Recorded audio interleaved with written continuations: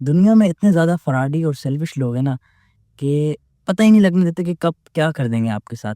आपके साथ इतने टाइम से रह भी रहे होंगे, आप उनका अंदाज़ा ही नहीं लगा सकते कि यार ये बंदा आपको कब कहाँ उसका बिहेवियर चेंज हो जाएगा। कब वो अचानक से आपकी केयर करते-करते अचानक से ऐसा केयरलेस हो जाएगा कि आप बोलोगे यार ये हुआ क्या? ये वो वाक़ई वही बंदा है या ये वही बंदी है? तो इसमें हम स्पेसिफ़िक जेंडर की बात नहीं करेंगे, हम मेन हमारा जो टॉपिक है वो ये है, how to choose the right life partner. अपनी ज़िंदगी में आपने कैसे एक पर्सन को ऐड करना है कि आपको लगे कि यार ये बंदा परफेक्ट है या ये बंदी परफेक्ट है, इससे ही मैंने शादी करनी है। ये मतलब बिल्कुल परफेक्ट है हमारे लिए, सही? तो इस टॉपिक से रिलेटेड थोड़ी-सी बात करते हैं, समझने की कोशिश करते हैं कि आजकल इतनी ज़्यादा धोखेबाज़ी है, हर कोई मतलब फ्रॉडी है, हर बंदा सेल्फिश है, हर बंदा। अगर आप अपने सामने 100 बंदे खड़े करते हैं, चाहे लड़का हो या लड़की, 100 में से मुश्किल से 2 ही 2% मेरी नज़र में होंगे जो अच्छे होंगे, ठीक है? इज़्ज़तदार होंगे, रिस्पेक्ट के काबिल होंगे, बाकी 98 सेल्फिश होंगे, उनके लिए सबसे पहले वो खुद होंगे, बाकी सब कुछ बाद में होगा। तो ऐसा होता है। तो अब आपने चूज़ कैसे करना है भाई पार्टनर। अब सबसे पहले हम मर्दों की बात कर लेते हैं। मर्दों में देखो ये सीन होता है कि बहुत ज़्यादा अगर आपने अमीर, बहुत ज़्यादा आपने हाई लेवल का बंदा चूज़ कर लिया ना, तो उसमें बहुत ज़्यादा एटीट्यूड होगा, तो वहाँ से इज़्ज़त के चांसेस बहुत कम है। तो ये कभी भी उम्मीद नहीं रखना कि बहुत ज़्यादा अमीर बंदा है तो वो आपकी इज़्ज़त करेगा, इज़्ज़त वो आपको कभी भी नहीं करेगा, सही है?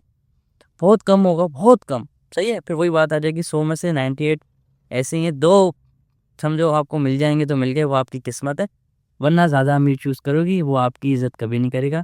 बहुत ज़्यादा खूबसूरत बंदा भी अगर आपने चूज़ कर लिया, तो चीटिंग के चांसेस बहुत ज़्यादा है। अब बहुत ज़्यादा खूबसूरत होगा, उसके पास ऑप्शंस बहुत ज़्यादा अवेलेबल होंगे, तो चीटिंग के चांसेस भी बहुत ज़्यादा हो सकते हैं कि यार उसके पास ऑप्शंस बहुत ज़्यादा होंगे, तो उसमें फिर एटीट्यूड भी बहुत ज़्यादा होगा।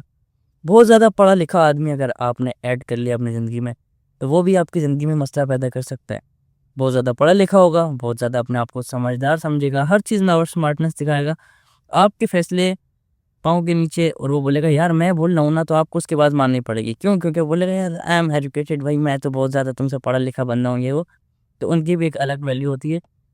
बहुत ज़्यादा समझदार बंदा भी चूज़ करना बहुत मुश्किल हो सकती है। क्योंकि बहुत ज़्यादा समझदार होगा तो वो आपको अच्छे से मैनिपुलेट करना जानता होगा कि किस सिचुएशन में आपको कैसे मैनिपुलेट करे, कैसे झूठ बोले। आप बात कुछ और कर रही होगी, वो बात ऐसे टॉपिक चेंज करेगा, ऐसे घुमाएगा कि आप बोलोगे यार मैं तो बात यही करने आई थी, इससे इसने मुझे कहाँ घुमा दिया। तो बहुत ज़्यादा समझदार बंदा चूज़ करना भी आपकी बहुत बड़ी गलती हो सकती है। तो बहुत ज़्यादा अगर आप गरीब देखोगे तो तब भी वही मसला है, अमीर में भी मसला है, समझदार है तब भी मसला है, बहुत ज़्यादा खूबसूरत चूज़ कर रहे हो तब भी मसला है। तो अब हम यहीं लड़कियों की तरफ आते हैं, तो लड़कियों में भी ये सेम है। बहुत ज़्यादा अगर हमने खूबसूरती देख ली तो चीटिंग के चांसेस बहुत ज़्यादा हैं। क्योंकि ज़ाहिर-सी बात है वो लड़की बहुत ज़्यादा खूबसूरत है, लड़की तो ख़ैर खूबसूरत ना भी हो तो बहुत ज़्यादा उसके पास ऑप्शंस होते हैं। बट जो बहुत ज़्यादा खूबसूरत हो, उसके बाद तो फिर ऑप्शंस ही ऑप्शंस होते हैं, उसको तो किसी चीज़ की कमी नहीं होती। बहुत ज़्यादा एजुकेटेड लड़की भी बहुत ज़िंदगी में मसला पैदा कर सकती है। अपना मेरा पर्सनल ओपिनियन है, बहुत ज़्यादा जो एजुकेटेड लड़कियाँ होती हैं, इनमें बहुत ज़्यादा एटीट्यूड होता है, बहुत ज़्यादा ही एटीट्यूड होता है। और जो बहुत ज़्यादा समझदार होंगी, फिर ये भी अच्छी नहीं लगती, पता है? बहुत ज़्यादा जब समझदार हो जाती हैं ना, तो बहुत फिर बोरिंग लगती हैं कि यार ये बहुत मतलब वो लाइफ़ को ना एक बिल्कुल सीरियस लेती हैं। तो वो भी फिर अपने पार्टनर को बहुत बोर कर देती हैं। और बहुत ज़्यादा सादा होती है, वो भी बोर कर देती है। बहुत ज़्यादा ना होशियार चाहिए होती है, ना बहुत ज़्यादा सादा चाहिए होती है इंसान को। और वो लड़कियों का तो अलग ही मसला है, बेचारियाँ पूरी ज़िंदगी अच्छे लेके चलें अपनी ज़िंदगी 20-22 साल। छोटी-सी भी गलती हो गई ना, छोटी-सी, किसी भी चीज़ को लेके मतलब एक खाली शक की बुनियाद पर भी बहुत बुरी करैक्टर पे बात आ जाती है। उनका तो मतलब लाइफ़ में अलग ही मसले-मसाइल पैदा हो जाते हैं। इन सब चीज़ों को मद्देनज़र रखते हुए अब हर इंसान परेशान है कि यार कैसे चूज़ करें? शादी की तकरीबन एज सबकी होती जा रही है, जितनी भी हमारी ये जनरेशन है और शादी काफ़ियों की हो चुकी है। उनके पार्टनर आपको पता ना एक ज़िंदगी में हमने अच्छा चूज़ कर लिया, तो लाइफ़ सेट है।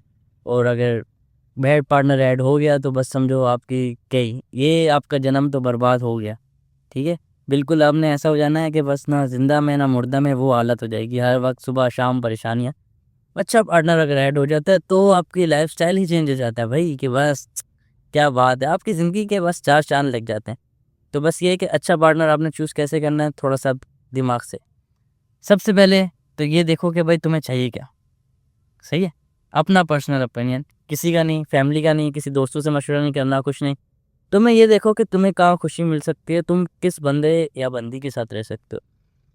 बहुत ज़्यादा वो हसीन चाहिए तुम्हें, बहुत ज़्यादा अक्लमंद चाहिए। तुम देखो कि तुम एडजस्ट किसके साथ कर सकते हो। परफेक्ट कोई भी नहीं है, ठीक है? परफेक्ट इस दुनिया में कोई भी नहीं है कि आप बोलो यार ये आउट ऑफ 10 है, ऐसा कुछ भी नहीं है, ये सिर्फ ड्रामा है। हमें किसी न किसी में कुछ ना कुछ खामी मिलेगी, किसी न किसी में। किसी में आपको हाइट का मसला मिल सकता है, किसी में आपको बॉडी का मसला मिल सकता है, कोई आपकी रिस्पेक्ट हो सकता है कम करे, कोई बहुत ज़्यादा अमीर नहीं होगा, कहीं ना कहीं कुछ ना कुछ एक आपको चीज़ उसके अंदर कम मिलेगी। सबको सब नहीं मिलता, बस इस चीज़ को अपने दिमाग में रखो और ये देखो कि आपको क्या चाहिए। आप मतलब इस चीज़ की, आप उस बंदे के अंदर यह चीज़ की कमी है या उस लड़की में इस चीज़ की कमी है, बट कोई बात नहीं, बाकी हर चीज़ बेहतरीन है जो मतलब आपको चीज़ चाहिए थी। जहाँ तक मुझे पता है तकरीबन हर कोई इज़्ज़त का भूखा होता है, हर इंसान को चाहिए इज़्ज़त। तो इज़्ज़त सबसे पहले रखो, आपकी जो रिस्पेक्ट करे, केयर करे। देखो पैसा हो गया, खूबसूरती हो गई, ये सब चीज़ें मैटर करती हैं ज़िंदगी में, बट हर बंदा ये जानता है ये चीज़ें थोड़ी-थोड़ी सी ना आहिस्ता-आहिस्ता स्लोली कम हो जाती हैं। चेहरे पे कशिश भी थोड़ी-थोड़ी सी डाउन होना शुरू हो जाती है टाइम टू टाइम। आप देख लो अपना, तो अब तो मोबाइल चला रहे हैं हम लोग, तो हम जो जेन ज़ी है ये तो कब से हर चीज़ देख रही है अपने सामने। आपने देखा होगा पहले लोग मतलब ये ऐसे थे, अब ऐसे चेंज हो गए हैं। अपने आस-पास सर्कल में देखो, बहुत खूबसूरत लोग भी देखे होंगे आपने जो अब डाउन हो गए हैं, बहुत ज़्यादा अमीर लोग भी देखे होंगे जो डाउन हो गए हैं, बहुत ज़्यादा अपने गरीब लोग भी देखे होंगे जो बहुत ज़्यादा अप हो गए हैं। तो ये अप एंड डाउन ज़िंदगी में हर चीज़ में चलना है। मेन जो चीज़ है करैक्टर है आपका, वो यादें होती हैं कि या बंदे के साथ मैंने ये टाइम स्पेंड किया था। आप अच्छी वाइब्स याद करोगे, बैड वाइब्स होंगी तो भी याद करोगे कि यार इस बंदे ने बुरे टाइम पे मेरे साथ ये बात की थी, इसने मेरे साथ ऐसा किया था, इसने मेरे साथ वैसा किया था।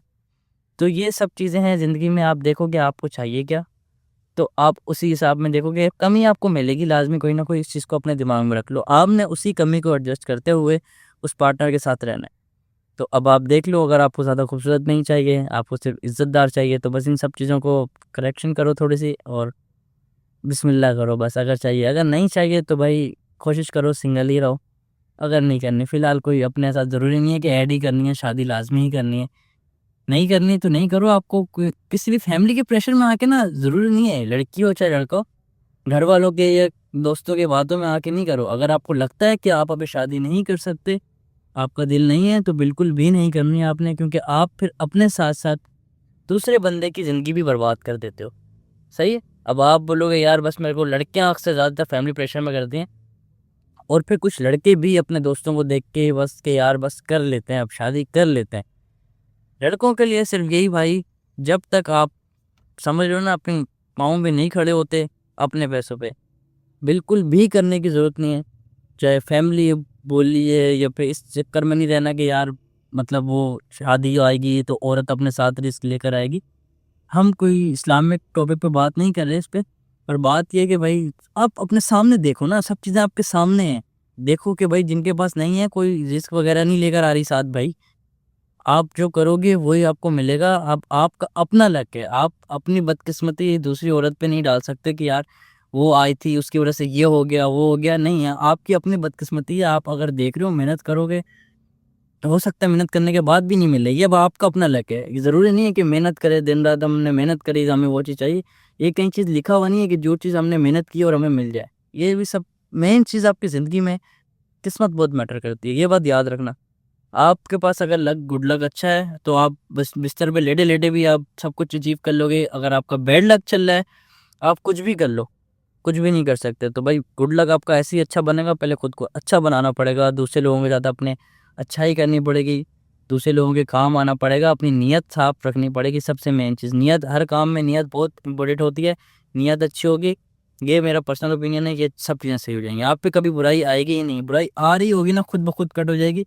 आप खुद को अच्छा रखो, कुछ बुरा होता भी है ना तो उसमें भी आप ये समझो कि यार कुछ बेहतरी है मेरे लिए। ये माइंडसेट बना लिया ना आपने, ज़हनी सुकून आ जाएगा।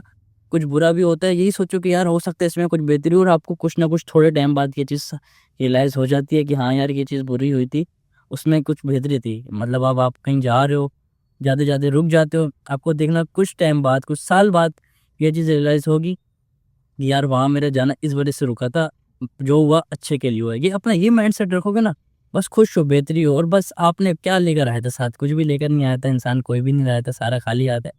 चीज़ें रखो, गोल्स, लाइफ गोल्स होने चाहिए हमारे। लाइफ गोल्स इसलिए होने चाहिए ताकि हमारा माइंड बिज़ी रहे, पर इस चीज़ में कभी भी अपना माइंडसेट नहीं रखना कि यार ये चीज़ मैंने बनाई थी और ये चीज़ मुझे चाहिए ही चाहिए, ये चीज़ मुझे मिल के रहेगी। नहीं, क्या पता हो सकता है उससे अच्छा मिले, क्या पता जो चीज़ें हैं वो भी छिन जाए। तो बेस्ट ऑफ लक, लगे रहो, रुकना नहीं है, और अल्लाह हाफ़िज़।